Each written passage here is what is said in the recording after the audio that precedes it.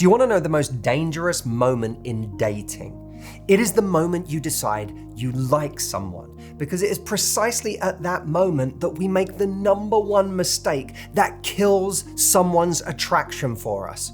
We put ourselves in the position of needing that person. And somewhere in all of that, we lose the very magic that will actually make us attractive to that person. It's like our brain has decided that they are the prize and our job is to win them. And once you fall into that mindset that you're the one trying to get something, you've already given all of your power away. Today, I want to give you a solution to this mindset, this bodily reaction that is completely involuntary and screws up our chances of finding love before love has even had the chance to take root. I am Matthew Hussey. If you don't know me, for the last 20 years, I have been helping people find love, build their confidence, and live happily in their love lives, no matter what happens. I wrote a book. This book, it's called Love Life. And if you haven't subscribed to the channel, do that now while you remember, because I promise you I'm gonna have so many great videos coming out in the next couple of months, you are not gonna wanna miss them. This is something that Bryan Cranston, yes, Breaking Bad, Bryan Cranston, figured out years ago. And he wasn't even talking about dating. He was talking about auditions. But what he said doesn't just hold the answer to being a successful actor, it also holds the answer to finding love. Let's look at what he said. So I used to think that, well, I'm going in there to try to get a job. But when you put yourself in a position of need or want, what happens is that you relinquish power and control over to some unknown entity. It just evaporates out of you if you need and want something. You are not in a position of control. If you need and want that job, it'll show.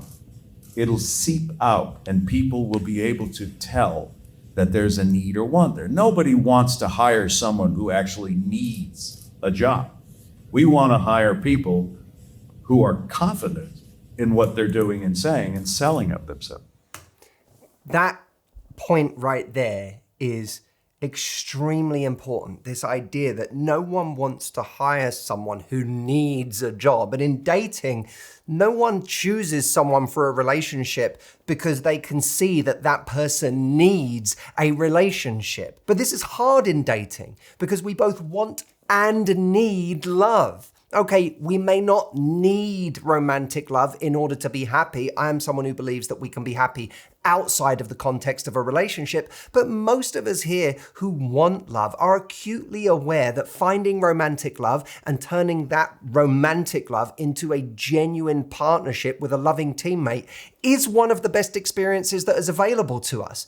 It is not easy to play it cool in the face of that truth. So how can we deal with these intense wants and needs in a context like, for example, a first date, where they don't actually serve us? By the way, guys, if you are watching this and there's someone you have in mind who you don't just like, but you really want a relationship with and you want it to progress to the point of a relationship, and you want to know not just what you're learning in this video, which is how to project confidence, but the micro things that you can do and say and the right way to have the what are we conversations that lead to commitment, I have a free training called Casual to Committed that you can watch at getcommitment.com, which is a perfect free training video for you to go to after this one. It gives you the granular things that you can do that take a situation from being someone you're just dating to someone you're actually in an exclusive long-term relationship with. Check it out at getcommitment.com.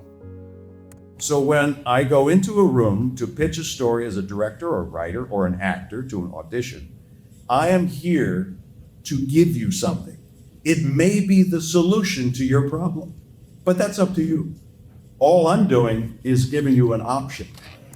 That point is so key to this whole mindset that avoids the mistake of going into a situation with a person we like, thinking that, oh my God, I need them and I want them and how do I impress them? And then you give away all of your power to them in the process. The idea that I'm bringing something of value, you may not value it.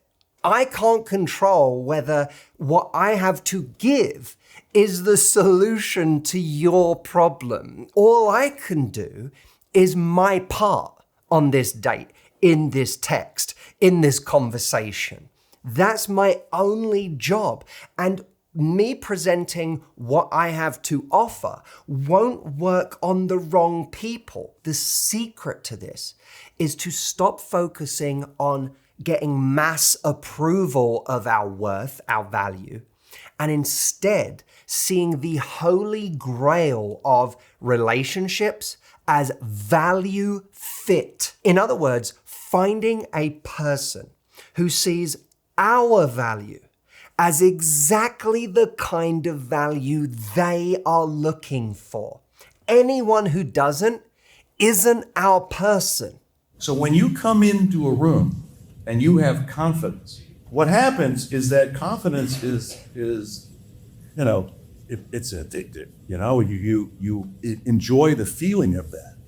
It's also, you get to catch it. If someone comes into the room and I sense confidence, you're giving me more confidence in evaluating what you're saying. That right there.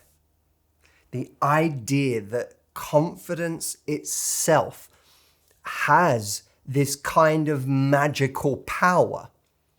We spend so much time focusing on whether we have the right things to be confident about in life, whether we have the right ingredients to justify us being confident. And we spend not enough time realizing that confidence in and of itself has a magical quality. It is infectious.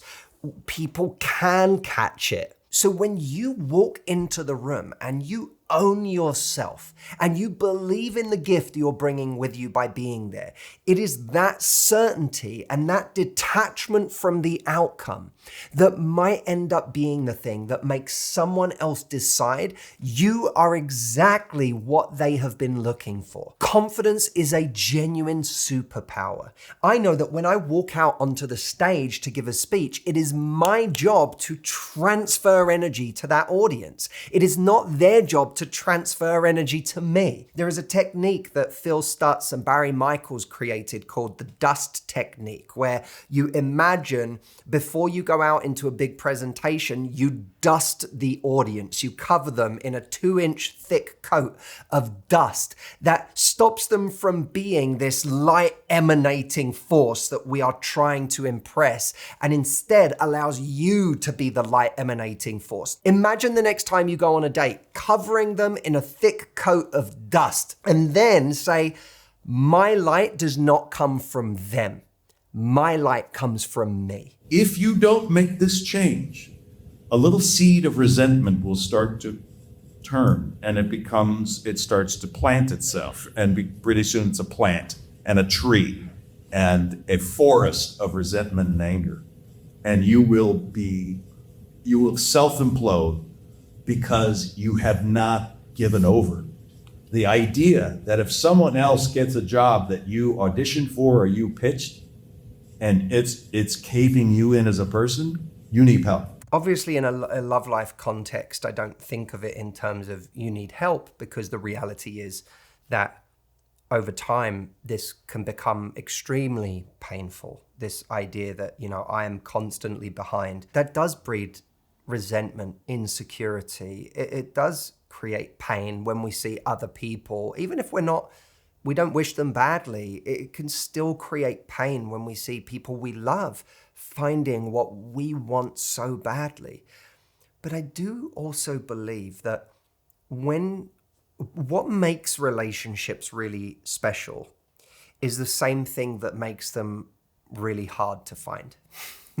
The right relationships are so special because there is some kind of unique alchemy between those two people. That thing they found isn't mine if they found it with each other.